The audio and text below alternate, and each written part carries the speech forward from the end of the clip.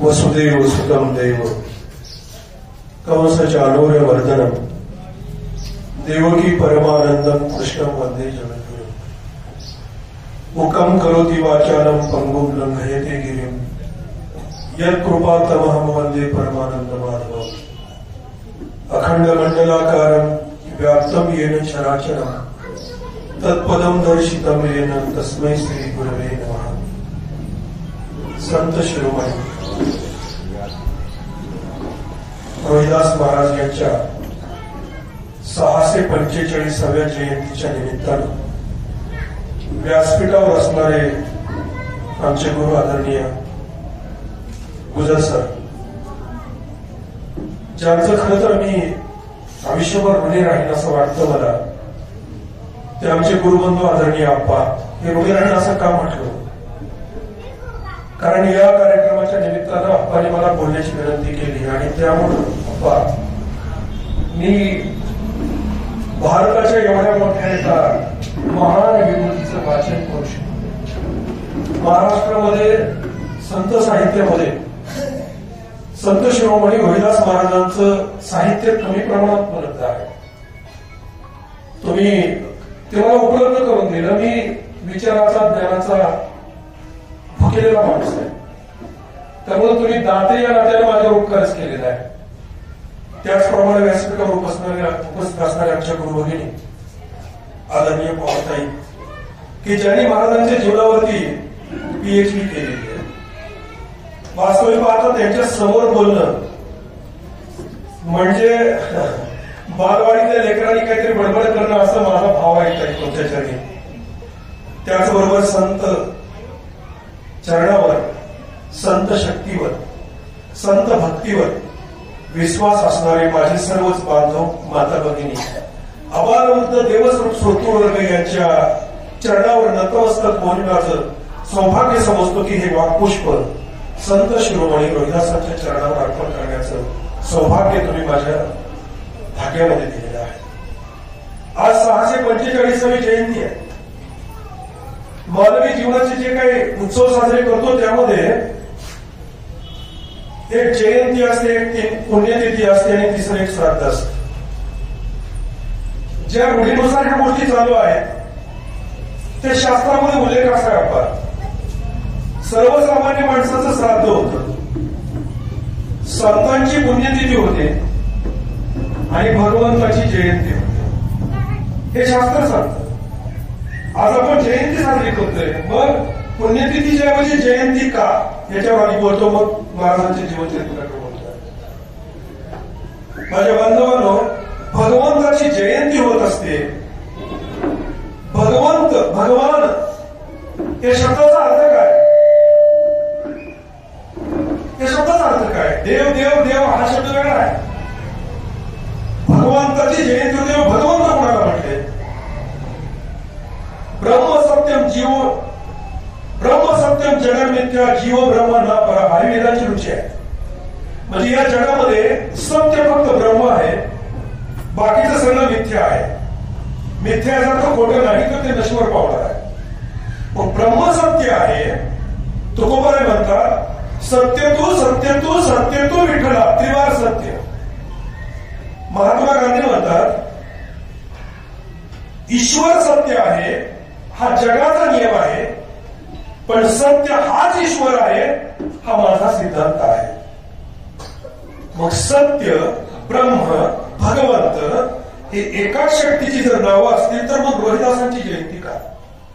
संत रोहिदासांची जयंती का? ऐका, दुर्दैव आहे माझ्या बांधवांनी या भारताचं, हिंदू संस्कृतीचं आपला सर्वांचं 146 वर्ष जगलेले हे महात्मे, यांचं जे साहित्य उपलब्ध आहे ते अतिशय तोडकं मोडकं ते पण संकलित केलेलं, एकत्रित लिखाण। आता या विभूतीने अशा लोकांनी कष्ट करून ते गोळा केलं म्हणून आपल्यापर्यंत काही अंशी पोहोचतंय। संत रोहिदासांचं अगदी 104, 105 पद आहेत आणि काही 40, काही 20, काही ठिकाणी काही 6, काही ठिकाणी 5 साठी आहे। 146 वर्ष जगलेला हा महात्मा, कदाचित त्याच्याही पुढे त्यांना आयुष्य लाभला असता अजून, दुर्दैवाने मी त्या गोष्टीकडे येणार आहे, त्यांचा शेवट झाला त्या पद्धतीकडे. मग जयंती साजरी करत असताना या पदांचा, या सखियांचा भगवंताच्या रूपापर्यंत प्रवास कसा झाला? एक लक्षात घ्या, माणसाचा देह जातो, माणूस मरतो, परंतु माणसाचा विचार मरत नाही. ज्या व्यक्तीनं समाजाला विचार दिला त्या विचाराच्या रूपानं त्याचं चिरंजीवित्व शिल्लक राहत असतं. डॉक्टर बाबासाहेब आंबेडकर असू द्या, राजर्षी शाहू महाराज, महात्मा ज्योतिबा फुले, छत्रपती शिवाजीराजे, तुकोबाराय, माऊली, एवढे नामदेवराय, नाथ महाराज, संत रोहिदास महाराज, दादू महाराज, किती सगळी संतांची मंदिर आहे. ही माणसं आज सुद्धा चिरंजीव पदाला का गेली?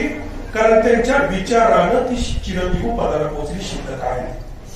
संत रोहिदासांचे विचार त्या काळात, काळ कोणता होता मी त्या गोष्टीकडे येणार आहे, त्याच्यानंतरचा काळ, त्यांच्या अगोदरचा काळ, आताचा काळ, याही काळात आम्ही पुढे चंद्रसूर्य आहे तोपर्यंत संत रोहिदासांचं चरित्र सर्व जाती धर्माला आणि मानव जातीला दिशा देणार आहे. आणि हे ब्रह्म तत्व आहे, हे सत्य तत्व आहे आणि हे भगवंताचं रूप आहे, म्हणून जयंती आहे. पुण्यतिथीच्या ऐवजी जयंती साजरी का करतो? कारण चिरंजीवित्व त्यांचं विचाराच्या रूपानं आज आपल्यापर्यंत पोहोचलेलं आहे, म्हणून आपण त्यांची जयंती साजरी करतो. एक लक्षात घ्या, माणूस ज्यावेळी माणसाला माणसाप्रमाणे वागवतो, माणसासारखा वागतो, त्यावेळी तो माणूस बनतो. माणूस ज्या वेळेला इतर माणसाला देवाप्रमाणे जाणतो त्यावेळेला तो भक्त बनतो. आणि माणूस ज्या वेळेला देवाच्या शक्तीवर सुद्धा, भगवंताच्या शक्तीवर सुद्धा आपला अधिकार संपन्न करतो त्यावेळेला तो संत होतो. हा प्रवास सामान्य नाही माझ्या बांधव, हा प्रवास सामान्य नाही. आज आपण माणसंच माणसासाठी वागत नाही. वर्ण व्यवस्थेच्या, जातीभेदाच्या भिंती ज्या दिवशी 26 जानेवारी 1950ला घटना अस्तित्वात आली डॉक्टर बाबासाहेब आंबेडकरांच्या नेतृत्वाखाली, त्या दिवशी या सगळ्याच गोष्टी कायद्यानं संपलेल्या आहेत. स्वतंत्रता, समता, बंधुता ह्या 3 गोष्टीवरच आपला आज भारत चाललेला आहे, लक्षात ठेवा. पण हेही आपण नीट वाचलेलं नाही, हे नीट अंगीकारलेलं नाही. वर्ण व्यवस्था, जाती व्यवस्था जरी कायद्याने नष्ट झाल्या तर राजकारणाच्या निमित्तानं आता ते आणखी गडद होताना दिसत आहेत. जास्तीत जास्त माणूस आपल्या जातीपुरता मर्यादित होताना दिसतोय. हा संत विचाराचा अपमान आहे माझ्या बांधवांनो. हा आपल्या भारतीय सहिष्णुतेचा अपमान आहे आणि कदाचित हा धाडसाचं बोलणं होईल, हा एक प्रकारे संविधानाचा पण अपमान आहे. ज्या संविधानानं आपल्याला अधिकार दिले त्या अधिकाराला सुद्धा आपण खऱ्या अर्थाने जाणू शकलेलो नाही. म्हणून मला एक निश्चित सांगायचं आहे की संत रोहिदासांचं चरित्र ज्या 14व्या शतकामध्ये निर्माण झालं त्या काळातली अवस्था आणि आताच्या काळातली अवस्था याची फक्त तुलना करून पहा. आदिगुरु शंकराचार्यांनी संतांची एक व्याख्या केलेली आहे. सर्वांगवती हा संत तद रूपेण विद्या विनय बुद्धये स एव वर्तते ती संत. ही सोपी व्याख्या आहे, संस्कृत मध्ये असली तरी सोपी व्याख्या आहे.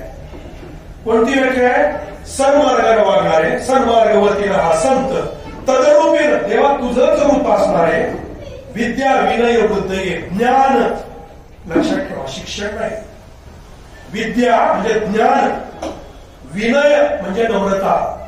ज्ञान आणि नम्रता ज्यांच्या अंगी अशी उद्गतीत होत असते, वाढत असते, अशी लक्षणं तुम्हाला ज्या व्यक्तीत दिसतील त्या व्यक्तीत संतत्वाची शक्ती आली आहे असं समजा. ही शंकराचार्यांची व्याख्या आहे. संत निळोबांनी व्याख्या केली, देव ते संत निमित्ताच्या प्रतिमा तुकोबारांची व्याख्या. आणि निळोबांची व्याख्या केली. आपल्याला कधी कधी असा प्रश्न पडतो की संत समजून घेत असताना आपण त्यांना संकुचित आपल्या भाषेमध्ये करतोय का, आपल्या जातीपुरतं मर्यादित करतोय का? हे विचार किती मोठे आहेत आणि त्या विचाराला आपण कुठल्या दृष्टिकोनातून पाहिलं पाहिजे.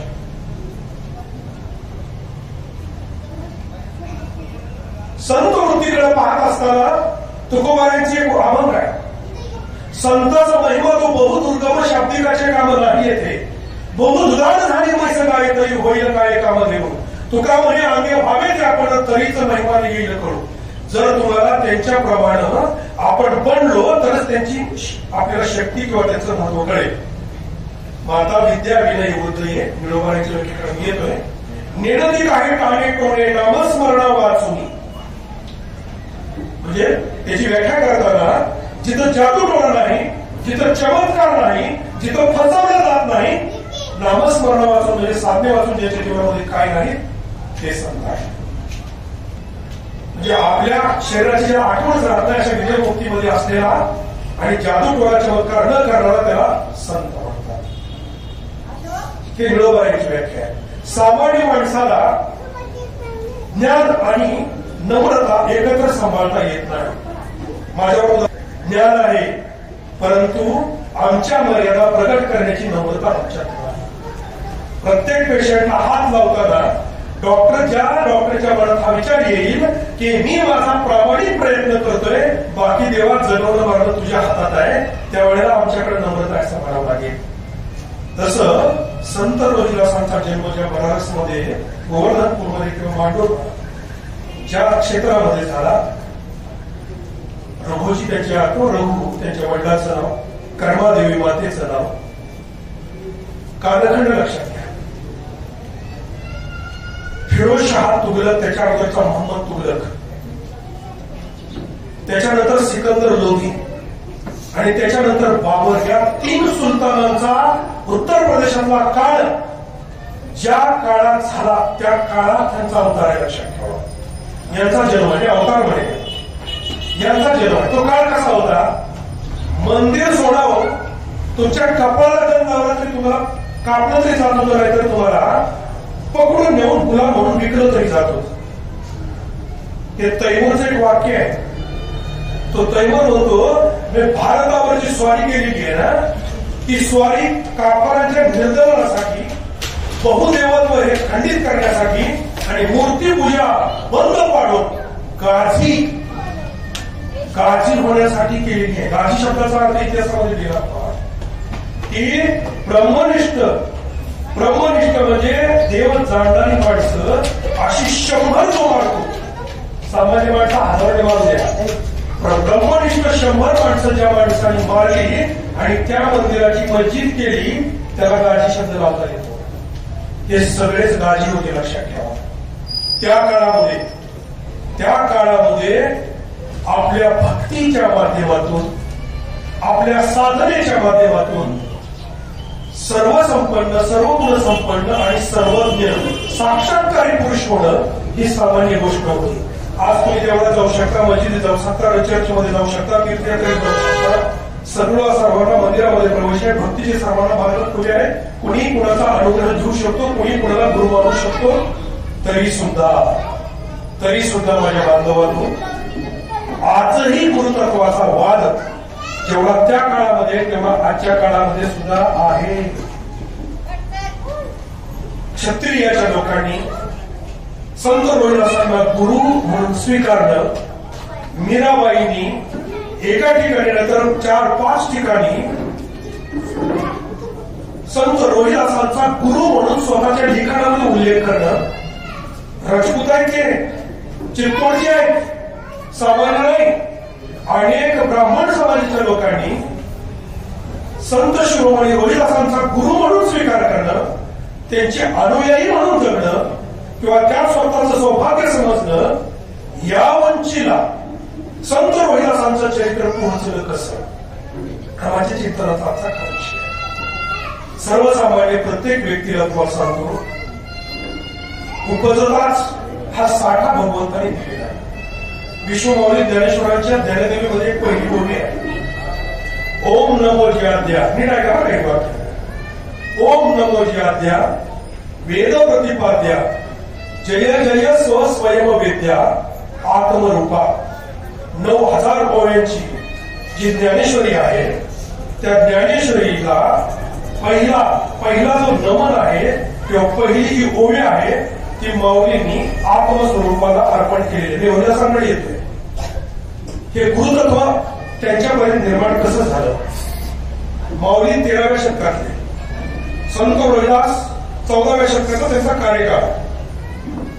माऊलीने लिहिलेल्या ओळीचा संदर्भ संत रोहिदासांना कसा लागतो लक्षात घ्या. पहिला नमस्कार कोणाला केला? ओम नमो ज्याद्या वेद प्रतिपाद्या. आता नीट लक्षात ठेवा, ज्या वेदांना ऐकण्याचा अधिकार, ज्या वेदांना वाचण्याचा अधिकार शास्त्राने फक्त ब्राह्मण समाजाला दिला होता, स्त्रीला नव्हता, आणि ब्राह्मण व्यतिरिक्त क्षत्रिय, वैश्य, शूद्र, अतिशूद्र ते कोणालाच दिला नव्हता, त्या वेदाचं प्रतिपादन काय आहे याचा विचार आपण केला नाही कधी. मॅडम, याचा विचार आपण केला नाही संत साहित्यामध्ये का वेद नेमका सांगतोय काय? यातायाती धर्म नाही विष्णुदासा, निर्णय हा वेदशास्त्री. तुका म्हणे तुम्ही विचारावे ग्रंथ, तारिले पतित नेणो किती. हे तुकोबारांचं लिखाण आहे. तुकोबारांची गाथा का जाळली, का उडवली, त्याची कारण ही आहेत.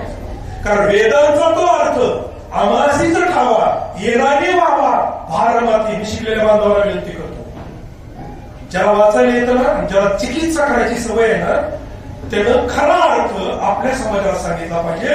हेच काम संत रोहिदासांनी केलं. खरा अर्थ सांगितला पाहिजे. काय सांगतो? वेद प्रतिपाद्या. वेदाचं प्रतिपादन आहे. काय? 4 वेद आहेत आपल्या, 4 वेद आहेत. त्या 4 वेदांची 4 महावाक्य. वेदाचं प्रतिपादन काय? मी काय का मग रोहिदास कळते तुम्हाला. 4 वेदांची 4 महावाक्य काय? अहम ब्रह्मास्मी, तत्वामसी, अयमात्मा ब्रह्म आणि प्रज्ञानाम ब्रह्म. आता नीट आहे का? हे 4 वेद वाचायची गरज नाही. ही महावाक्य लक्षात ठेवा. याचा अहम ब्रह्मास्मी म्हणजे मी ते ब्रह्म आहे.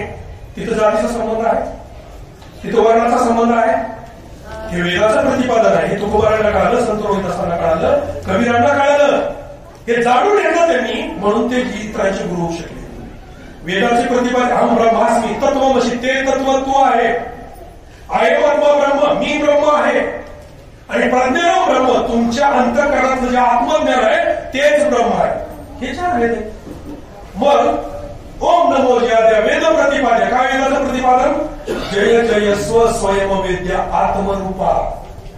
हे तुमच्या अंतरातलं जे आत्मरूप आहे ते स्वयंज्ञानी आहे. जय जय स्व स्वयं वेद्या म्हणजे त्याला ज्ञान आहे. त्यामुळे एक लक्षात ठेवा, तुम्ही कुणाला जर विचारलं की संत शिरोमणी रोहिदास महाराजांचं शिक्षण काय होतं, शिक्षण काय होतं? काहीही नव्हतं. कारण त्या काळामध्ये बहुजन समाजाला शिक्षणाचा अधिकारच नव्हता. त्यामुळे शिकण्याचा प्रश्नच नव्हता. तरी सुद्धा वेदांना वाचलेल्या अशा रुच्या आणि सर्व जगाचं तत्वज्ञान ज्या महावाक्यामध्ये सामावलेलं आहे, ही महावाक्य संत रोहिदासांच्या, संत कबीराच्या, संत गोराकुमाराच्या, संत नामदेव महाराजांच्या, संत तुकोबारायांच्या मुखातून निघाली कशी? जे वाचलंच नाही ते निघालं कसं? त्याचं एकच कारण आहे की प्रत्येकाच्या आत्म्याला याचं पूर्ण ज्ञान आहे. फक्त ते साधनेनं प्रगट करावं लागतं, त्याचा अनुभव घ्यावा लागतो. याचं नाव आहे आत्मसाक्षात्कार. गुरु रामानंदजीच्या माध्यमातून जो अनुग्रह झाला संत रोहिदासांना, एक तत्व लक्षात ठेवा माझ्या बांधवांनो. माऊलीने सांगितलं कर्मेशु भजावा. संत सावतामाळ्यांचे वडील होते परशुबाबा. ते परशुबाबा आपल्या 7 वर्षाच्या संत सावताबाबांना काय म्हणाले? भक्तीचं वेळ लागलं सावताबाबांना आणि सावताबाबा टाळ भाजून नामस्मरण करायला लागले.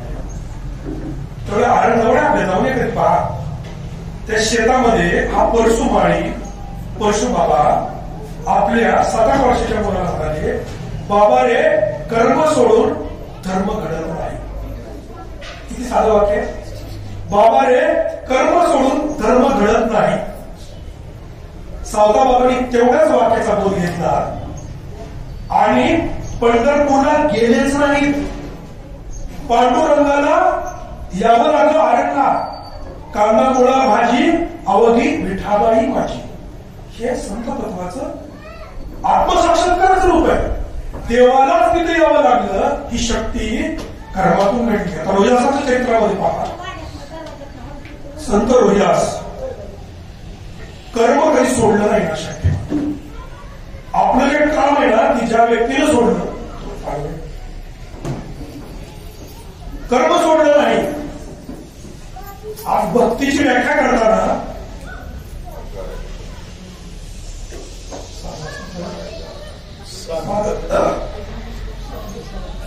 कर्म सोडून धर्म घडत नाही हे जे साताबाबांना सांगितलं तेच काम संत रोहिदासांनी आपल्या जीवनामध्ये केलं. काय केलं संत रोहिदासांनी? आपलं जे घोडं सोडण्याचं काम होतं, कातडं गमवण्याचं काम होतं, चपला तयार करण्याचं काम होतं, चपला दुरुस्त करण्याचं काम होतं, ते कधीही सोडलं नाही.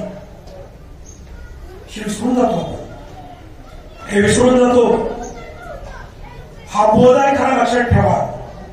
कर्म सोडून धर्म घडत नाही किंवा काम सोडून परमार्थ घडत नाही.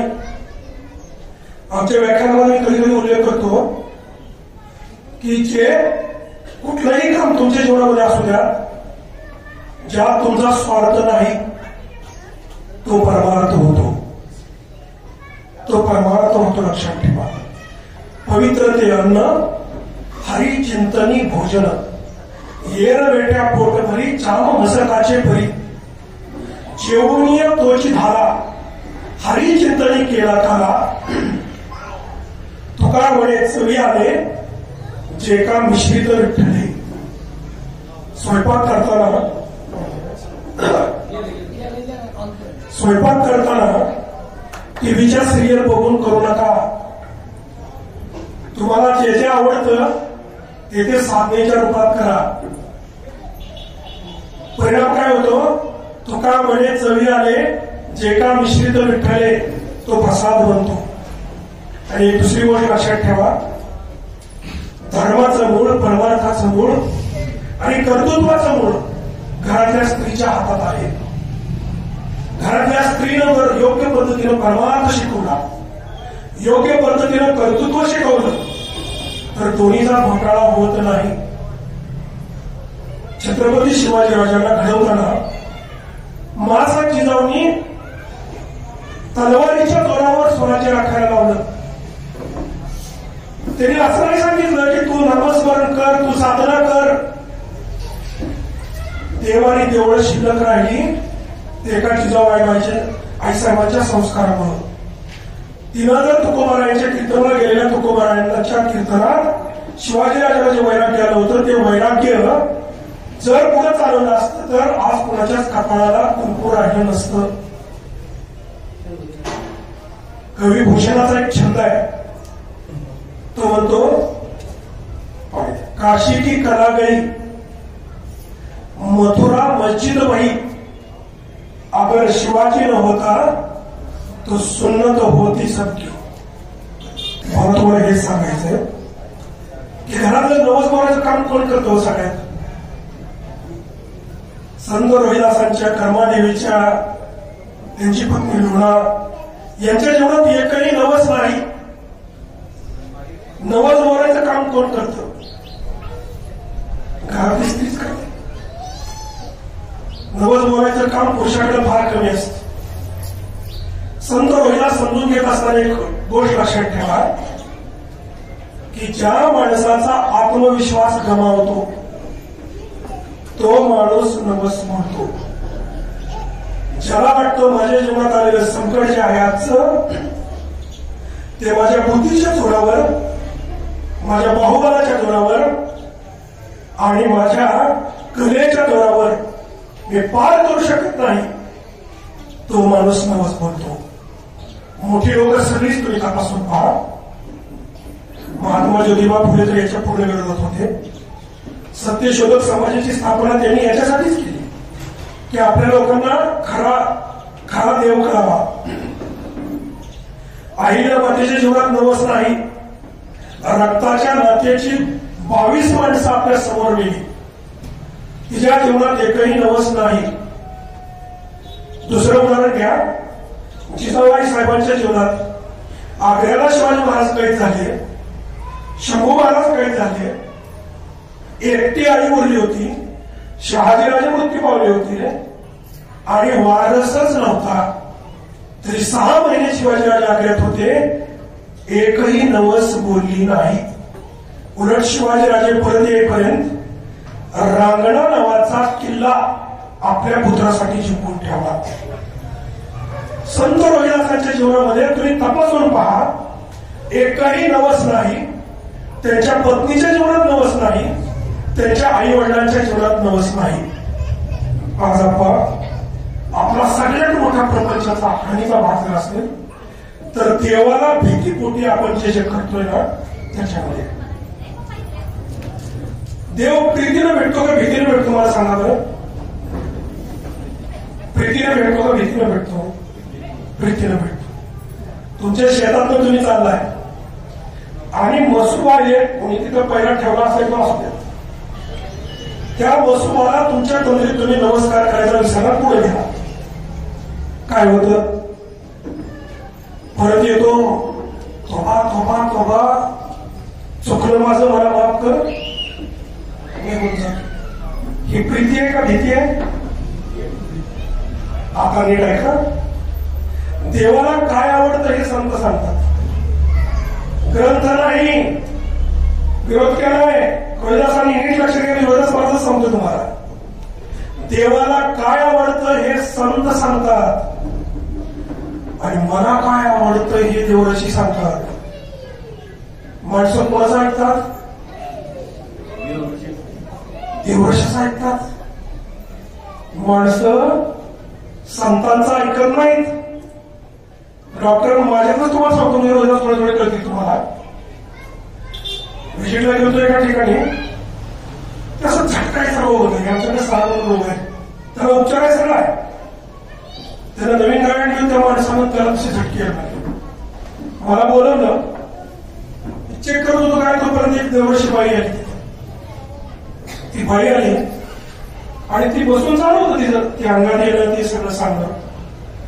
मी आपलं सारण वगैरे चालू केलं. तेवढ्या ती वळचणी खाली बसलेली ती बाई होती, तिच्या अंगात आलेली. ती बाई म्हणायला लागली, आधी डॉक्टरचं बंद करा, डॉक्टरचं बंद करा. तिला दवाखाना नाही, तिला वेगळं काहीतरी आहे. ती सांगत होती कोणाचं आहे देवाचं दिवस असं. तो माणूस कृतून माझ्याकडे आला. मला म्हटला, देवबाप्पा सांगतोय तुमचा उपचार बंद करा. अरे म्हटलं, हा रोग आहे मला माहिती आहे, मला उपचार करतोय, नीट होणार आहे.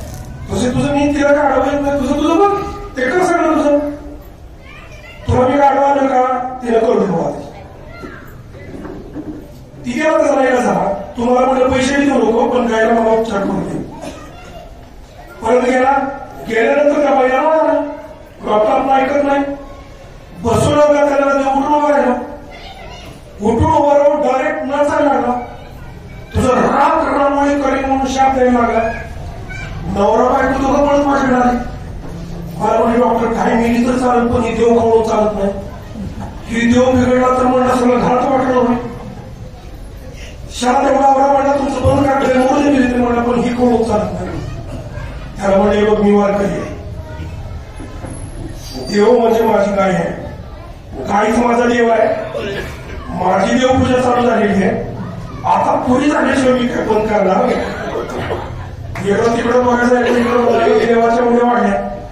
देवाच्या उड्या वाढल्या की तुम्हाला सगळं डॉक्टर तुम्हाला कळते का आमच्या घरावर नांगोर फिरवायला लागला. कल्पना करा, नांगोर कोण फिरतो म्हणजे त्याला गाय तेवढ्या लिहितो. ते म्हणलं 55,000 लागले.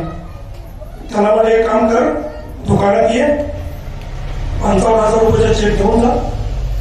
आता गाय माझी आहे, मला उपचार करू दे. माझी घेऊन जाईल. विकत काय करू तिकडे, पण तिला उपचार मला करू दे. त्याचा नाही झाला. देव तिकडे जेवढ्या मारत होता ना, ती इकडं आला. काय जवळ आला, टोनो असं हात करून ते सगळं सुरू झालं तिचं. मी तिला म्हटलं, मावशी ह्या गायला देवण काय कळत नाही बरं, तू सुटी जनावर आहे. तू इथं उड्या मारू कशी मारायला लाभ मागायला कशात करून नसतं कधी. तिनं तशाच उड्या चालू ठेवल्या. गायच्या पायाजवळ आली. तुम्हाला सांगतो, एक टन उडी मारली आणि गायनं लात अशी मारली. तुम्हाला सांगतो, तिला पोटावर लात बसली अशी. ती उतारी पडली, अंगातलं गेलं, सगळं गेलं.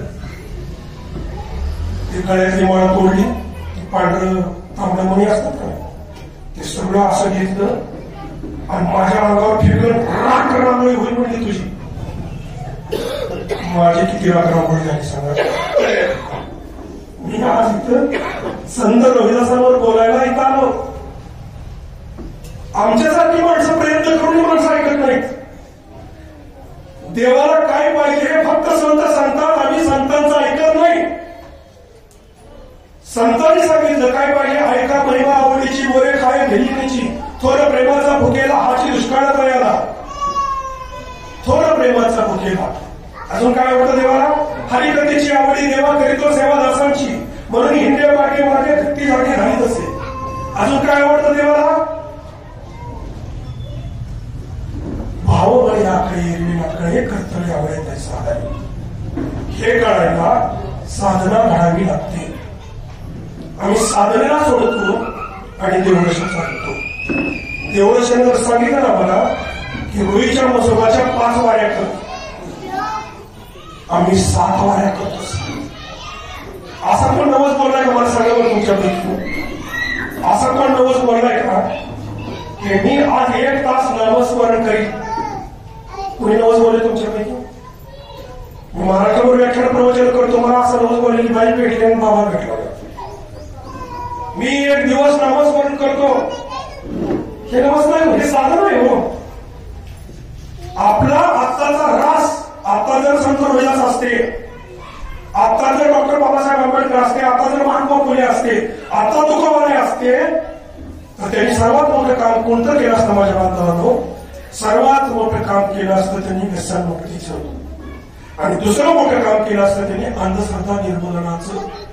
जे काम 14व्या शतकामध्ये मुस्लिम शासकांचं राज्य असताना आपल्या हिंदू संस्कृतीच्या पद्धतीनं साधना करून आत्मसाक्षात्कारी होऊन पूर्ण ज्ञानाचा साक्षात्कार करून आपल्या मुखातून वेदांची वाणी प्रगट करण्याचं काम संत रोहिदासांनी केलं. समानता कोणत्या पातळीवर येते लक्षात ठेवा. आता मी आमच्या बरोबर चर्चा करत असताना बोललो की जगातला कुठलाही 2 माणसं समान नाहीत. तुम्ही तुमच्या हाताचे अंगठे जर कागदावर उमटवले आणि टाकून द्या तुम्ही फेसबुकला, युट्यूबला की या ठशासारखा ठसा जगात कोणाचा असेल तर 1 कोटी रुपये बक्षीस माझ्या म्हणून नाही. जगात कुठलीच 2 माणसं सारखी नाहीत. त्यामुळं समानता कशी शिकते? रोहिदासांना अपेक्षित असलेली समानता कशी आहे? 2 माणसं सारखी नाही. भारतामध्ये तर वर्ण व्यवस्था आहे, जाती व्यवस्था आहे. काय सुंदर व्याख्या केली, मला वेळ लावत आहे त्या वाक्यावर रोहिदासांच्या. मी 4 दिवस चिंतन केलं, 4 दिवस चिंतन केलं, 4 वाक्य सांगतो संत रोहिदासांची. संत रोहिदास ब्राह्मण कोणाला म्हणतात? ही चातुर्वर्ण व्यवस्था ना, ब्राह्मण क्षत्रिय वैश्य आणि शूद्र, ज्याच्यावर 5000 वर्ष या समाजाची लूट झाली, या समाजाला बांधून टाकलं. आणि आज सुद्धा गुरुतत्वाचा एक मोठा भाग वेगळ्या पद्धतीनं असा त्याच्यावर समाजावर वेगळा पकडला आणि बांधून अजूनही वेगळी झाल्याचा प्रकार ज्या पद्धतीनं होतो त्या पद्धतीचा बोध करणारं वाक्य, खरा बोध त्यातला आणि खरा अर्थ संत रोहिदासांनी सांगितला, जो वेदांनी प्रतिपादन केलेला आहे. कळलं तुम्हाला? संत आत्मस्वरूप आणि समता याची सांगड आहे. ही सांगड कोणती?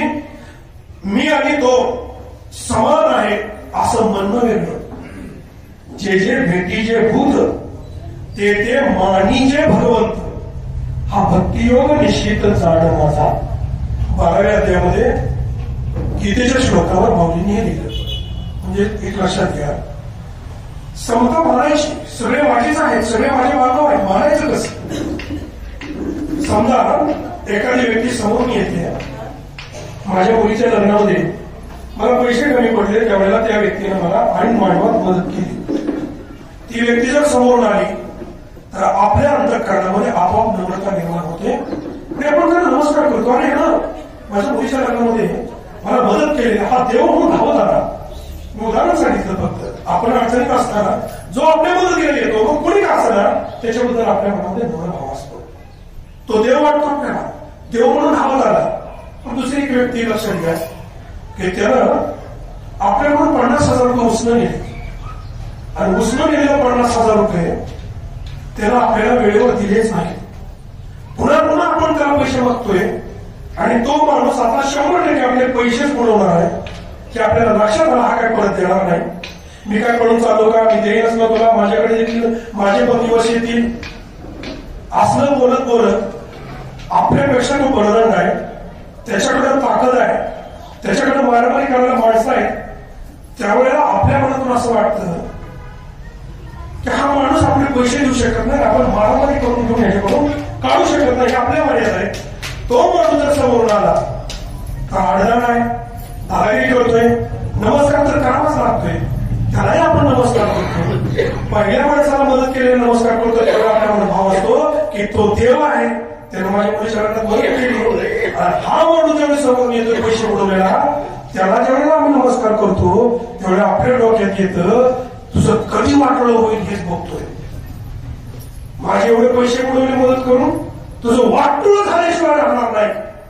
देव जागा आहे आणि तुझं वाटोळं केल्याशिवाय राहणार नाही.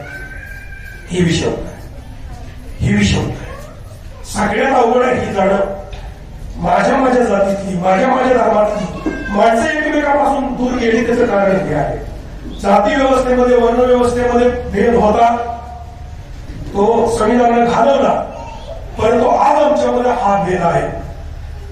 साधनेनं रामानंदजी गुरुकडून कबीराबरोबर 40 शिष्यांना जी दीक्षा मिळाली, त्या दीक्षेमध्ये ज्यावेळेला रोहिदासांचा साधनेनं आत्मबोध झाला. साधना म्हणजे काय, आपल्याकडं हिंदू संस्कृतीमध्ये तुम्हाला गुरुमंत्र मिळाला, श्वासाचा मंत्र आहे, नामजपाचा मंत्र आहे, ध्यानाचा मंत्र आहे, किंवा संकल्प दीक्षा किंवा स्पर्श दीक्षा आहे.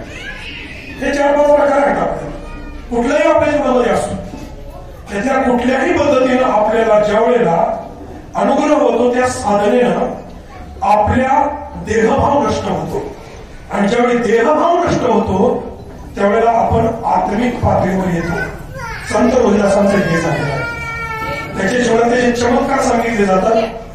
त्या चमत्काराकडे मला तुम्हाला वळायचं माझ्या बांधवांनो, की कुठल्याही संतांच्या जीवनातले चमत्कार हे त्यांनी आपलं महत्व प्रस्थापित करण्यासाठी केलेले नाहीत. एक लक्षात घ्या, ज्या वेळेला देहभाव नष्ट होतो त्याच वेळेला तुम्ही खऱ्या अर्थानं माणसासारखं वागायला लागतात. बघा, चर्म रंगू लागे रोहिदासाचं संगीत, कबीराच्या मागे सेलेमी, सजन कसाया विकू लागे मांस, माळ्या सावत्यास खुरपू लागे, नरहारी सोनारा घडू फुंकू लागे, चोख्या मेळ्या संगे ढोरे वळी. एवढंच आहे का, ते आपण मोठं आहे, एवढंच आहे का. चर्म रंगू लागे रोहिदासा संगे, कबीराच्या मागे शेलेमी. कोणाचा वर्णन आहे, उंच नीच काढी नेणे भगवंत, तिष्ठे भावभक्ती देखून या. हे तुकोबारांचं वचन आहे, लक्षात ठेवा.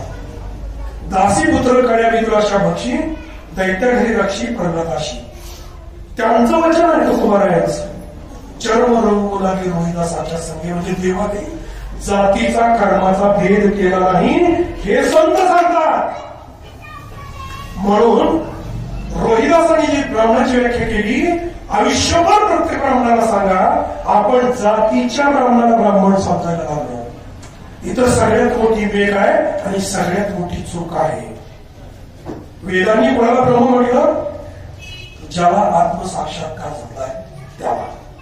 अहम ब्रह्मास्मी हे वेदाचं महावाक्य.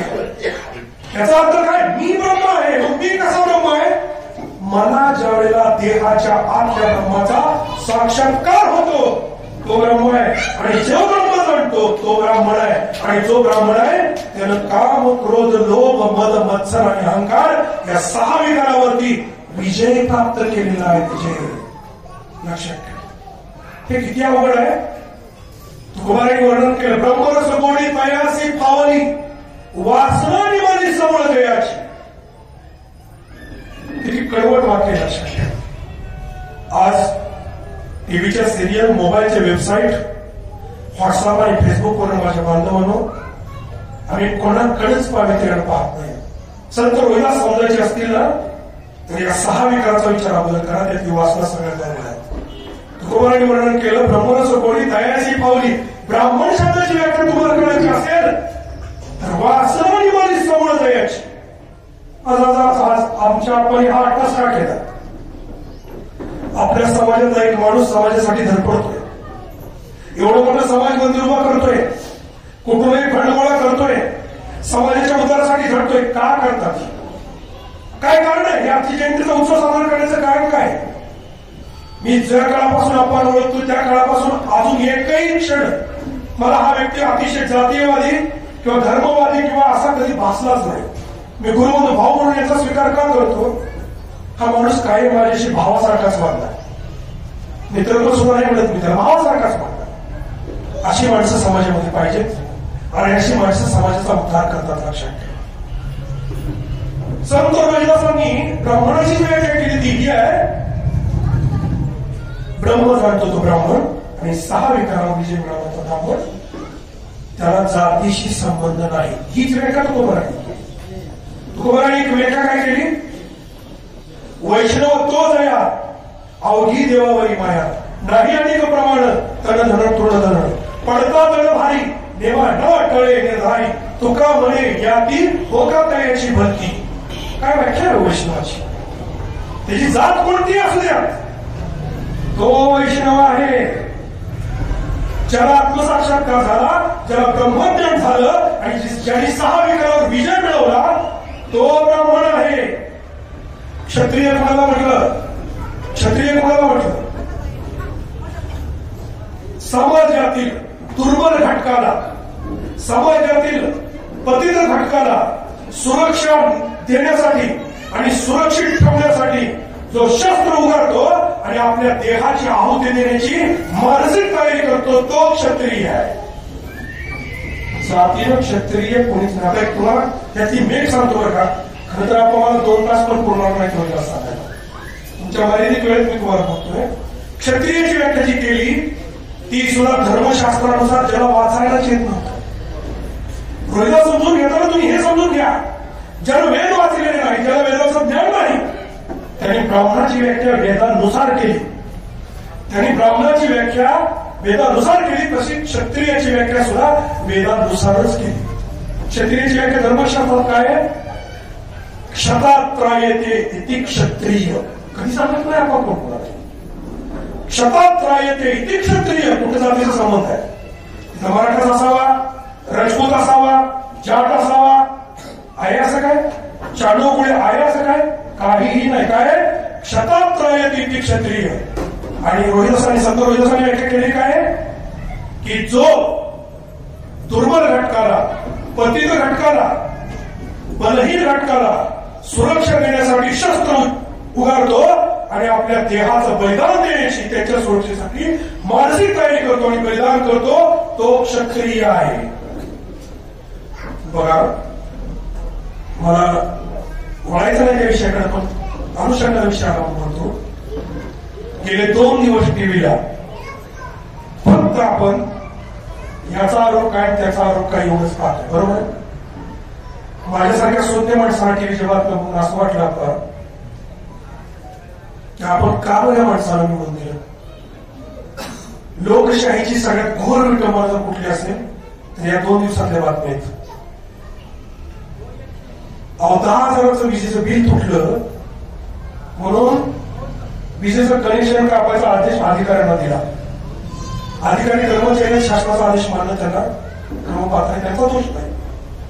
पण ज्या 10,000साठी अर्धा एकर जमीन आहे, 1.5 लाख बिल आले त्याला, तो करू शकत नाही. टप्प्याटप्प्याने भरायची त्याची तयारी आहे, पण त्याचं वीज बिल काढलं जातं. आणि टीव्हीच्या बातम्यात पाहिलं 25-25 हजार कोटीचा चुना लावून माणसं बँकांना डुबवायला लागली, सरकारी अनुदानाला डुबवायला लागली. 400 कोटीच्या जमिनी 404 कोटीत खरेदी व्हायला लागल्या आणि करोडो अब्जावधी रुपयाचं कुठून त्यांच्याकडे साहित्य आलं. हे सगळं जर बघितलं ना तर आज तुम्हाला सांगतो, क्षतात्रायते क्षत्रिय. संत रोहिदासांनी सांगितलेली क्षत्रियाच्या व्याख्यातला क्षत्रिय कोण आहे हे तुम्हाला मला सांगायचंय. मी बातम्या का बोलतोय? माझ्या बांधवांनो, आज बारामती मधल्या सोनगावचा एक तरुण मुलगा 22 ते 25च्या दरम्यानचं वय आहे. तो काश्मीरमध्ये शहीद झालाय. आता 10 वाजता त्याचा अंत्यविधी होता. तो शहीद झालाय काल. त्याचं प्रेत काश्मीरवरनं दिल्लीला आणि दिल्लीवरनं सकाळी पुण्याला येणार होतं. मला त्या अंत्यविधीला जायचं होतं, पण तुम्हाला शब्द दिल्यामुळं मी आज या ठिकाणी उपस्थित झालो. पण आज तुम्हाला सांगतो माझ्या बांधवांनो, ज्या व्यक्तीला देशासाठी आपलं प्राण अर्पण केलं, बलिदान केलं, त्याची एकही बातमी एकाही टीव्हीच्या चॅनलला नाही. बघितली तुम्ही कोणी? कालपासून बघितल्याचा सांगू मी माफी मागतो. आणि यांची थोडं ही जी लोक आहेत ज्यांनी करोड रुपयाला मला लुटलं, या लोकांचे चेहरे आज मला सकाळ संध्याकाळ बघायची वेळ आली. आणि त्यांनी कल्पना करा, मी आता आपण उल्लेख केला, आम्ही काम करतो सैनिकांसाठी, आम्ही काम करतो वीर जवानांसाठी, आम्ही काम करतो वीर मातांसाठी, वीर पत्नींसाठी. अरे माझ्या माता भगिनीनं, तुमच्या कपाळाला जे कुंकू आहे ना आणि गळ्यात मंगळसूत्र आहे ना, हे सुरक्षित कशाच्या जीवावर आहे? कुठल्या तरी एका भगिनीनं माझ्या तिचं कपाळाचं कुंकू आणि गळ्यातलं मंगळसूत्र सीमेवर उभा केलंय, डावावर मांडलंय. म्हणून आज तुम्ही सुरक्षित लक्षात ठेवा. डावावर मांडलंय की आज तुमचं कुंकू सुरक्षित ठेवण्यासाठी, तुम्हाला इथं संत रविदासांची जयंती करण्यासाठी ज्याने आपल्या प्राणाचं बलिदान दिलं, त्याचा अंत्यविधी आता आहे. त्याची एक बातमी टीव्हीला नाही. या गिधाडांच्या बातम्या आम्ही का पाहतो? संत रविदासांनी व्याख्या केली एक शब्दात काय येते? किती क्षत्रिय. धर्मशास्त्राने माणसाला 7 माता आणि 5 पिता सांगितले. वडील म्हणजे जन्म देणारा, पिता म्हणजे सांभाळ करणारा, माय म्हणजे जन्म देणारी माय आहे, सांभाळ करणारी माता आहे आणि उद्धार करणारी माऊली आहे. असा 3 टप्प्यात प्रवास व्हावा स्त्रीचा, ते धर्मशास्त्र सांगतं. 5 पिता कोणते? जन्मदाता, अन्नदाता म्हणजे शेतकरी, त्याला पित्याच्या दर्जाने वागवा. ज्ञानदाता म्हणजे शिक्षक किंवा गुरु, त्याला पित्याच्या दर्जाने वागवा. आणि 4था पिता सांगितला भयत्राता. भयत्राता म्हणजे आपल्या सुरक्षेसाठी जो बलिदान देतो तो भयत्राता म्हणजे पिता आहे. म्हणून त्याला पित्याच्या दर्जाने वागवा, तुमच्यापेक्षा वयाला लहान असला तरी. ही क्षत्रियाची व्याख्या आहे. ही क्षत्रियाची व्याख्या आहे. तो सैनिक आज तुम्हाला सर्वांचा पिता आहे हे धर्मशास्त्र सांगते, संत रविदास सांगतात. ही क्षत्रियाची व्याख्या. वैश्याची व्याख्या काय केली संत रविदासांनी? तिथं जातीचा संबंध नाही. आपला व्यापार करत असताना, व्यवसाय करत असताना जो प्रामाणिकपणे करतो तो वैश्य आहे. आणि शूद्र कोणाला म्हटलं? शूद्र कोणाला म्हटलं? सेवा करताना जो फक्त सेवेशीच प्रामाणिक राहतो तो शूद्र आहे. तिथं जातीचा संबंध नाही. त्यामुळे एवढी गोष्ट लक्षात ठेवा, वर्णव्यवस्थेतल्या 4 वर्णावर वेदांचा अर्थ एक वाक्य सुद्धा न वाचता, एक वाक्याचा अभ्यास न करता हे ज्ञान संत रविदासांना आलं कुठं? हा विचार केला आम्ही कधी? हे संत रविदास कोणाचं ऐकून नाही ते. कारण कबीर महाराज आणि त्यांनी जे बोललेलं आहे ना, त्यांच्यामध्ये भिन्नता आहे. तेव्हा आलं ज्ञान कुठून? मी ज्ञानेश्वरीची पहिली ओळी सांगितली की प्रत्येक आत्म्याला ते ज्ञान आहे, फक्त त्या ज्ञानाचा साक्षात्कार आपला शेवटचा श्वास होण्यापूर्वी आपल्याला झाला पाहिजे. सगळ्यांना होऊ शकत, सगळ्यांना होऊ शकत. परंतु तुम्ही संत रविदासांचं चरित्र अनेक वेळा ऐकलेलं आहे. माझ्या भगिनीने पीएचडी केली, यांनी गेल्या वेळी तुम्हाला सांगितलेलं. मी फक्त एका वेगळ्या अँगलनं म्हणतो. आता संत रविदासांच्या जीवनाचे चमत्कार याच्याविषयी तुम्हाला बोलतो, त्याच्या पाठीमागचं विज्ञान समजून घ्या. शास्त्रज्ञ म्हणतात या जगात असा एकही चमत्कार नाहीच. फक्त त्या चमत्काराच्या पाठीमागचं विज्ञान तुम्हाला समजलं की त्या दिवशी तुमच्या जीवनातला चमत्कार संपून जातो. आज आम्ही माऊलीचा चमत्कार काय म्हणतो? रेड्यामुखी वेद बोलविला, गर्भदुजांचा हरविला, शांतिरूपी परविकला ज्ञान. अजून काय? चालविली जळविंती, हरविली चांगल्याची भ्रांती, मोक्ष मार्गीचा संगाती ज्ञानोबा माझा. तिथे पुढे पण कसं सांगायची वर आहे ज्ञानोबा माझा. हा जो उल्लेख आहे हे चमत्काराच्या. आता मला सांगा, संत ज्ञानदेवाच्या जीवनामध्ये किती वेळा भिंत चालवली? एकदाच. सच्चिदानंद बाबा किती जिवंत केले? एकच. रेडेमुखी वेद बोलला किती? एकच. तुकोबाराच्या जीवनात कीर्तनात मेलेलं मूल जिवंत झालं किती? एकच. तसं जर झालं नसतं तर तुकोबाराचं कीर्तन सुरू झालं असतं तर मेलेल्या माणसांनी त्यांची सगळ्यांची प्रेत काढून ठेवली असती. नाही ना झालं तसं. तसं संत रोहिदासांच्या समतेकडे पाह आत्मसाक्षात्काराचा ज्या वेळेला बोध होतो, आत्मसाक्षात्कार होतो, तिथून पुढचं त्या व्यक्तीचं जीवन हे देहातीत असतं. ते फक्त आत्म्याच्या पातळीवर जगत असतात. देह जावो आत्मा राहो पांडुरंगी दृढ भाव. हे म्हणू कोण शकतो? ज्याला देहाला सोडून दिलं. ती प्राण देहाला सोडणं आणि देहानं प्राणाला सोडणे यात फरक आहे. आपला जीव जातो त्यावेळेला प्राण देहाला सोडतो, संत देहाला सोडतात. आम्ही वैकुंठवाशावर याच कारणाशी बोलिले जोशी साच भावे वरत आहे. आपल्या मनात त्यांच्या मनामध्ये फरक आहे. त्यामुळे चमत्काराकडे पहा. पहिला चमत्कार सांगितला जातो की संत रोहिदास परिस्थिती गरीब होती, काम आपलं करत होते पण भक्ती मार्गाकडे जास्त झुकले म्हणून वडिलांनी वेगळं टाकलं, तिथं झोपडी बांधून राहू लागले. एक महात्मा आला, परीस देऊन गेला, परिसाचं सोनं करावं असं रोहिदासांना वाटलं नाही. तो 1 वर्षाने आला, 13 महिने आला, माझा परीस कुठं आहे? त्यांनी सांगितलं हा तुझा परीस तू ठेवला तिथंच आहे, तू घेऊन जा. याच्यामध्ये काय सांगायचं? काय बोल देतो आम्ही? याच्यामध्ये एकच बोल घ्या. गीतेतला श्लोक आहे तुम्हाला सांगतो. संतुष्ट सततम योगी यथात्मा दृढ निश्चय मैर्पित मनोर्बुद्धी योग भक्त समेत प्रिय. काय? जो तृप्त झाला, जो संतुष्ट झाला तो मनावर तो योगी आहे. जो तृप्त नाही झाला तो भोगी आहे. जो संसारात भोगी आहे, मला चांगली साडी पाहिजे, मला चांगले दागिने पाहिजे, मला चांगले कपडे पाहिजे, मला चांगली गाडी पाहिजे, हा भोगी आहे. आणि आहे त्यात मी समाधानी आहे, हा जो म्हणतो तो योगी आहे. भोगी आणि योगीमध्ये फार मोठा फरक आहे. त्यामुळं परीस त्यांनी हातही लावला नाही. कारण काय? संत रोहिदासांना आत्मसाक्षात्काराने योग्याच्या भूमिकेत ते पोहोचले होते.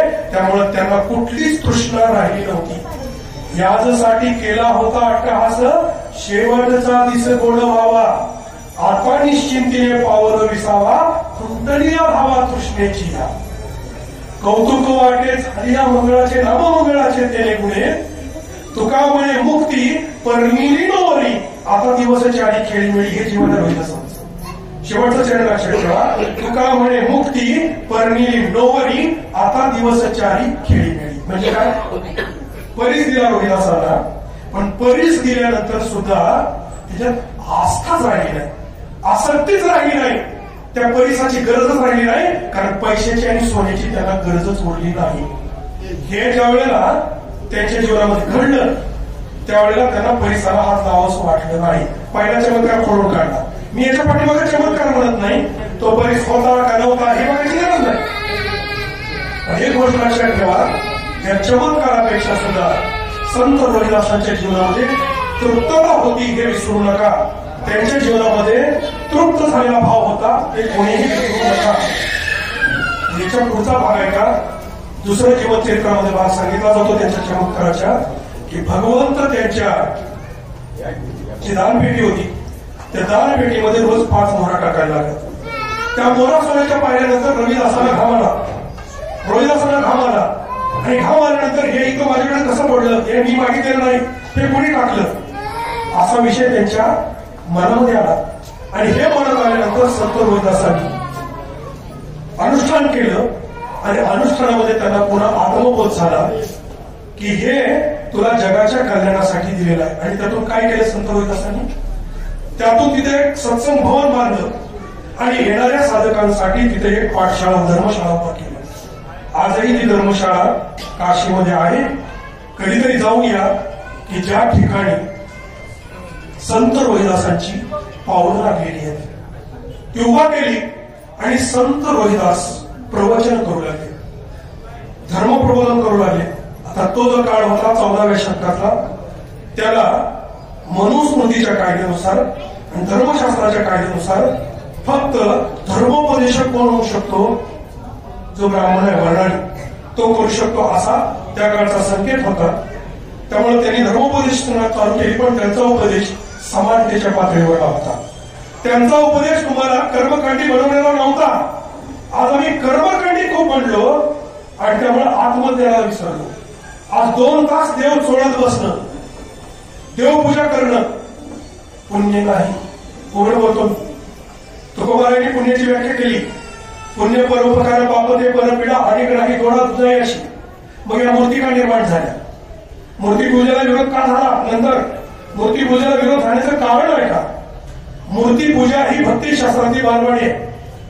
श्रवणम, कीर्तनम, विष्णुस्मरणम, अर्चनम, वंदनम, दास्यम, सठ्यम, आत्मनिवेदनम या 9 विधा भक्ती आहेत आपल्या शास्त्राच्या. ज्यांनी ज्याच्या कपाळाला कुंकू आहे, ज्याच्या दारात तुळस आहे, त्यांनी या 9 प्रकारामध्ये आपल्याला जे पचन, रुचन, सोसर ते करावं.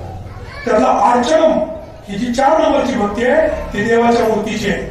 मौलीने सांगितलं तुझं सगुण म्हणून की निर्गुण रे, सगुण निर्गुण एक गोविंदुरी. तसं संत रोहिदास महाराज हे आत्मसाक्षात्कारी पुरुष झाल्यानंतर त्यांना आत्मारामाचं दर्शन घडत होतं. त्यामुळे त्यांना मूर्तीपूजेची गरज नव्हती. जो आत्मारामाचं दर्शन घेतोय, ठाईची बसवणी करा एकचित्त, आवडी आनंद आळवावा, हे तुकोबारांनी जे लिहिलंय ना, ते याच्यासाठीच लिहिलेलं आहे की तुम्ही स्वतःच्या आत्म्याला ओळखायला शिका. देव तिथंच आहे, बाहेर जायची गरज नाही. मग प्रबोधन असं राहायचं. त्यामुळे कर्मकांडी लोकांना तुम्हाला उगाच सांगितलं नारायण नागबळी करा, त्रिपिंडी श्राद्ध करा, या अमक्या अमकी व्रत करा, अमक्या अमकी व्रत करा, अमक्या अमके वैकल्प करा, ही यज्ञ करा, याग करा. या सगळ्याच्या पाठीमागं कधीतरी जाऊन एकदा आयुष्यामध्ये महात्मा ज्योतिबा फुलेंचं आसूड नावाचं पुस्तक वाचा. त्या आसूड नावाच्या पुस्तकामध्ये याचा बोध आहे पूर्ण. माझा तो आजचा विषय नाही, परंतु मला यांच्या चमत्काराच्या मागे संत रोहिदासांना अडकवू नका हे मला सांगायचं. चमत्कार सांगितला जातो संत रोहिदासांच्या जीवनाचा अजून एक चमत्कार खोडून काढायचा की हे सगळं धर्मोपदेशाला आवडेला. त्यावेळेला काशीचे नरेश होते, वीरसिंह वाघेला. यांच्याकडे काशीतल्या काही ब्राह्मण समाजातल्या लोकांनी तक्रार केली आणि तक्रार केल्यानंतर त्याला बोलवून घेतलं. बोलवून घेतल्यानंतर तिथं चर्चा झाली, धर्मचर्चा झाली, वादविवाद झाले. आणि त्या वादविवादामध्ये आत्मसाक्षात्कारी पुरुष असल्यामुळं त्यांच्या मुखातून जी वाणी येत होती त्या वाणीला उत्तर या पाठांतर केलेल्या लोकांकडे नव्हतं. अजून एक गोष्ट लक्षात ठेवा, धर्मशाळा बांधणं, सत्संग भवन बांधणं या गोष्टी संत रोहिदासांनी आपलं विहित कर्म, आपलं दररोजचं जे संसाराला लागणारं कर्म ते करत करत केलेलं लक्षात ठेवा. अनुभव आलेले एक वाक्य तुम्हाला सांगतो. तुम्ही स्वतःसाठी जे जगत असतात, स्वतःसाठी ते तुमचं वय असतं आणि तुम्ही दुसऱ्यासाठी जे जगत असतात ते तुमचं आयुष्य असतं. वय फक्त वाढदिवस साजरे करणारे लक्षात ठेवतात आणि आयुष्य मात्र ज्यांच्यावर तुम्ही उपकार केलेले ते लक्षात ठेवतात. त्यामुळे आपल्यामध्ये आशीर्वाद आहे. आई आशीर्वाद देते कुठलं? आयुष्यमान भव. वय थोडा असलं तरी चालेल पण आयुष्य मोठा असावं. त्यामुळे जी माणसं समाजाचं काम करतात, जी माणसं देवाचं काम करतात, दोघात फरक आहे ना? फरक आहे ना? जी माणसं देवाचं काम करतात किंवा देवाचं पुण्य करतात ती हळूहळू हळूहळू देवाकडे चालत जातात किंवा हळूहळू त्यांचा प्रवास देवाकडे असतो, देवत्वापर्यंत असतो. देवाकडे म्हणजे देवत्वापर्यंत. पण जी माणसं समाजाचं काम करतात, जी माणसं खऱ्या अर्थानं लोकसेवा करतात, देव त्यांच्याकडे चालत येतो. हा उलटा प्रवास आहे. फक्त पुंडलिकासाठी पांडुरंग बाहेर आला, पुंडलिकानं वीट टाकून उभा केला. कुठे पांडुरंगाची भक्ती केली होती? काही नाही. त्यानं काय केलं? आई वडिलांची सेवा केली होती. आई वडिलांच्या सेवेसाठी देवाला यावं लागलं. तसं जो माणूस आयुष्यमान व्हायचा प्रयत्न करतो, समाजासाठी करण्याचा प्रयत्न करतो, त्याला भगवंत, त्याला नाव काही द्या तुम्ही, त्याला कमी पडू देत नाही. मामा माझे गुरु महात्मा ज्योतिबा फुले, माझे गुरु संत गाडगे बाबा आहेत. माझी गुरु पुण्यश्लोक अहिल्यामाता आहे. माझे गुरु कर्मवीर भाऊराव पाटील आहेत. यांची चरित्र वाचली आणि मी कामधेनु सेवा परिवाराला सुरुवात केली. विधवेची पूजा ही पूजा माझ्या आईच्या देवीच्या लक्षात ठेवा. मला लागणारा पैसा आज 14 वर्षे आप्पा 1263 अनाथ मुलांचा पर्यंतचा खर्च आपण करतो. कोरोनाच्या काळात शाळा नव्हत्या त्यामुळे या काळात काम नाही. आणि 1263 विधवा सर्व जाती धर्माचे ज्या महिलांची मी भावनीच करतो. पण माझ्या पांडुरंगानं मला 1 रुपयाची सुद्धा वर्गणी मागून दिलेली नाही. त्याचं कारण आहे का? त्याचं कारण आहे का? त्याचं दुसरं आहे. त्यांच्या मित्रांनी फुले करावं असं वाटतं. पेटात एका दुकानात कापड दुकानात काम करणारा माणूस बिडवे म्हणून आहे. बडवे पद्माकर बडवे किती पगार असं दुकानात काम करणाऱ्या माणसाला? किती काम करणार पगार असं? या माणसाला आयुष्यभर साठवलेली पुंजी मला बोलून देतो तुझं सरांनी. आणि त्या पद्माकर बडवे नावाच्या व्यक्तीनं 1 लाख रुपये पोट मारून जमवलेले माझ्या विद्वानांना आणि अनाथामध्ये. तो माझा परमेश्वर आहे, तो माझा देव. 1 लाख गुरुमाऊलीला दिले, साठवले पैसे. मुद्दाम काळात आपण हा योग्य लक्षात. तसं संत रोहिदासांना सर्व थरातून मदत द्यायला लागल्याचं कारण ते स्वतःसाठी जगतच नव्हते. जी माणसं स्वतःसाठी जगतात तो प्रपंच असतो आणि जी माणसं दुसऱ्यासाठी जगतात तो परमार्थ असतो. परमार्थाला पैसे कमी पडत नाही, प्रपंचाला पैसे कमी पडतात. तेव्हा हजारो कोटीची इस्टेट कमवली तरी माणसाला वाटतं अजून आपल्याला असलंच पाहिजे. हा प्रपंच आहे. एक पाऊल पुढे टाका तुम्ही समाजासाठी. देव संत समाजशक्ती सगळी तुमच्याबरोबर असते. त्यामुळे कधीच महात्मा ज्योतिबा फुलेंना सत्यशोधक समाजाला पैसे कमी पडले नाहीत. रक्ताच्या नातीची 22 माणसं जाऊन सुद्धा अहिल्या देवीची 1 इंच घेण्याचं धाडस भारतातल्या 565 संस्थानातल्या एकाही राज्याला करता आलं नाही. त्यामुळं या वीरसिंह वाघेला राजाने ज्यावेळी वादविवादामध्ये संत रोहिदास जिंकले त्यावेळेला संत रोहिदासांचा सन्मान केला. आणि तो सन्मान केल्यानंतर ती कथा सांगितली जाते की त्याच्यावर चिडले ते ब्राह्मण. आणि ते ब्राह्मण चिडून त्यांनी सांगितलं की एक कृष्णाची मूर्ती ती बसवायची आणि तीर सिंहासनावरून ज्याच्या मांडीवर येईल त्याला खरा मारायचा. नुसता खरा नाही मारायचा, त्याचा सन्मान करायचा. आणि जे लोक हारली त्यांनी पालखीतनं त्यांची मिरवणूक काढायची. आणि त्या वादविवादामध्ये वेदांचे मंत्र किंवा मंत्रोच्चार करून देव हल्ला नाही. आणि संत रोहिदासांनी फक्त ये म्हणून सांगितलं. जो आहे त्यांचा तो भोजपुरी भाषेत नाही, मला काय तो पाठ नाही, पण ते आव्हान नाही, कळकळीचं आव्हान आहे. ते आवाहन केलं की ती मूर्ती त्यांच्या मांडीवरून बसली. मग त्यांची काशीतून संपूर्ण मिरवणूक निघाली. आणि ही मिरवणूक निघाल्यानंतर त्या मिरवणुकीचा प्रसार संपूर्ण भारतभर झाला, भारतवर्षात झाला. आणि त्यानं चित्तोडची राणी झाली, ती त्यांची शिष्या बनली. ही घटना सामान्य नाही. ही घटना सामान्य नाही हे लक्षात ठेवा. प्रत्येक राजघराण्याला मी त्याचाही इतिहासाचा अभ्यास खूप केला. 565 जी संस्थानं भारतामध्ये होती. या प्रत्येक राजा जो होता ना त्या राजाचा प्रत्येक राज्यामध्ये कुलगुरू आणि कुलपती होते. कळतंय मी काय सांगतोय ते? प्रत्येक राजाला त्याचा कुळाचार करणारा म्हणजे पूजा करणारा कुलोपाध्याय आणि कुलगुरू होते. म्हणजे कुळाचा गुरु एकच ठरलेला, त्याच कुळाचा गुरु त्या पिढीने करायचा. तरी सुद्धा झाली नावाची राणी संत रोहिदासांची शिष्या झाली. ही घटना सामान्य नाही.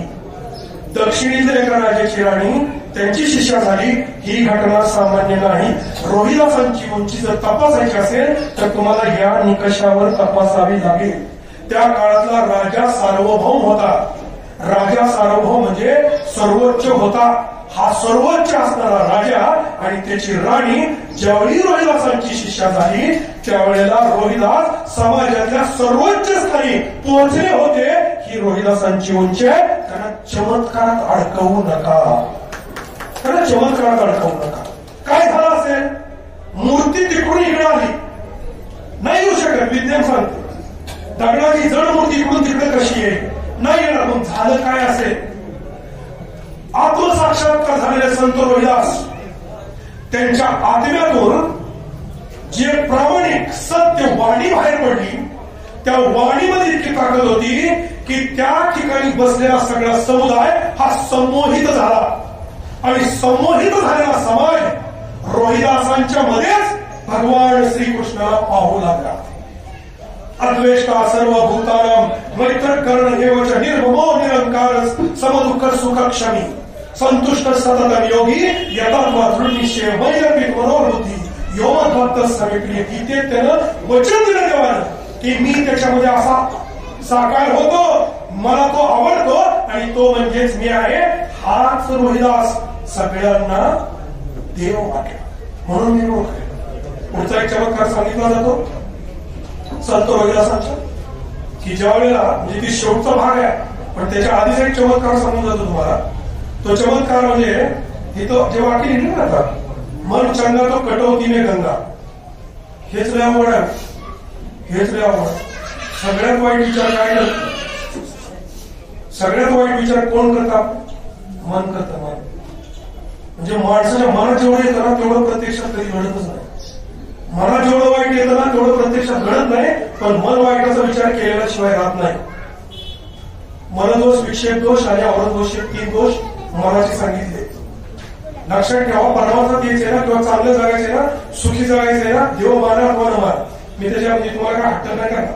फक्त एक गोष्ट लक्षात ठेवा, मन चांगलं करा. देवपूजा का करतो आपण? साधा मला एक तत्व सांगतो तुम्हाला. जर देवपूजा देहासाठी करायची असेल, या शरीरासाठी करायची असेल तर शरीर मरणार आहे, ते जळणार किंवा पुरलं जाणार आहे. मग याच्यासाठी देवपूजा का करायची? याच्यासाठी वारी का करायची? याच्यासाठी भजन का करायचं? हे तर मरणार आहे, जाणार आहे, याचा संबंध आहे. राहिला संबंध कशाचा? आत्मा. मग आत्मा तर तो शुद्ध आहे, नित्य आहे, सत्य आहे, अविनाशी आहे. मग त्याच्यासाठी देवपूजा का करायची? त्यासाठी प्रवचन कीर्तन का करायची? काय करायचं? कधी विचारलं आपल्या स्वतःला, अरे मी हे देवाचं करतो, मी का करायचं? याचं एकच कारण माझ्या बांधवांनो, चित्त शुद्ध करण्यासाठी ते करायचं. चित्त शुद्ध 12 ते 12:30 काळ असतो, मध्याचा काळ असतो. चित्त शुद्ध करण्यासाठी करायचं असतं. चित्त शुद्ध करणं म्हणजे जर चित्तात तुमच्या शुद्धी झाली, तुका म्हणे चित्त करावे म्हणून येऊन गोपाळ आहे. चित्त शुद्ध झालं की तुमच्या मनामध्ये कधीही कोणा वाईट विचार येत नाही. म्हणून चित्त शुद्ध करण्यासाठी ग्रंथ वाचन आहे. चित्त शुद्ध करण्यासाठी प्रबोधन, प्रवचन, कीर्तन, वारी, उपवास, व्रतवैकल्प सगळं आहे. तुम्ही उपाशी म्हणून जर तुमचं चित्त शुद्ध झालं तर ते करावं, याच्या व्यतिरिक्त त्याला दुसरा अर्थ नाही. त्यामुळे एक गोष्ट लक्षात ठेवा की चित्ताची शुद्धता संत रोहिदासाची झाली होती. त्यामुळं कटकवतीने गंगामध्ये ज्यामध्ये सगळ्यात गिरायकाच्या चपला बुडवलेल्या असतात, ती लोखंडी जे काय त्याला तुम्ही म्हणा, काठवड म्हणा किंवा काय त्याला नाव द्यायचं तर द्या, ज्यात साठवलं जातं त्याच्यात गंगेच्या इतकं पावित्र्य निर्माण झालं. तुका म्हणे तीर्थे पायापे सकळ. हे जे म्हणलेलं ना, हे त्याच्यासाठी म्हणलेलं, ते तीर्थ त्यांच्या हातापायात आहे. सर्वांग तीर्थ त्याचं झालेलं असतं, त्याने स्पर्श केला तीच गंगा आहे. ते सोन्याचं कंकण, ती राणी याचं आणू नका. त्यांच्या पावित्र्याची गोष्ट तुमच्या लक्षात ठेवा.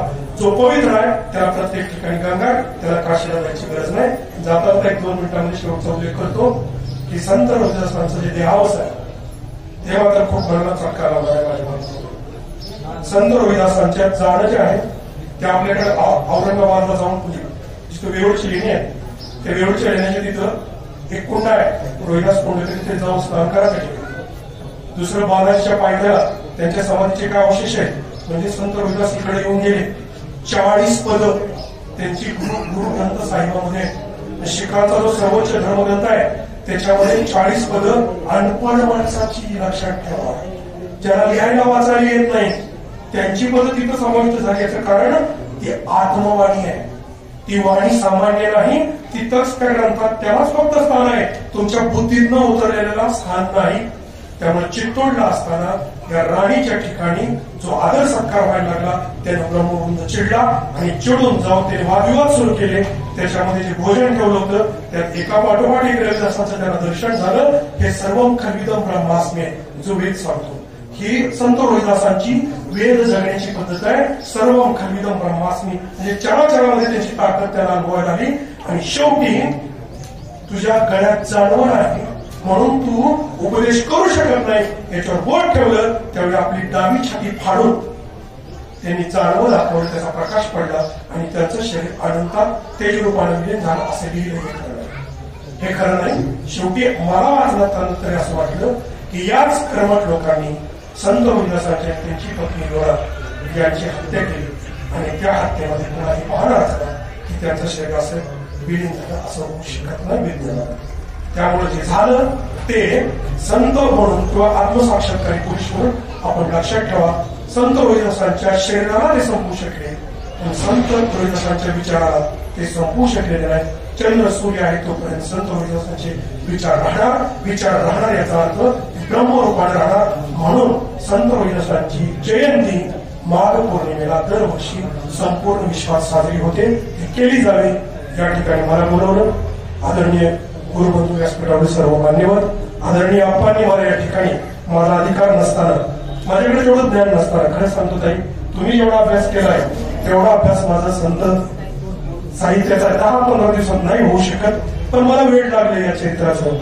मी 100% जसं जसं मला रोहिदास समजतील तसं तसं मी समजत जाईल. आणि इथंच नाही अनेक ठिकाणी संत रोहिदास बोले आणि मला ते सौभाग्य आमचे गुरुबंधू आदरणीय अप्पांनी मला या ठिकाणी माझ्या भाग्यामध्ये दिलं. तुम्ही सर्वांनी शांत चित्ताने ऐकलं, मला समजून घेतलं, त्यासाठी तुमच्यावर मला इच्छितो. आणि आता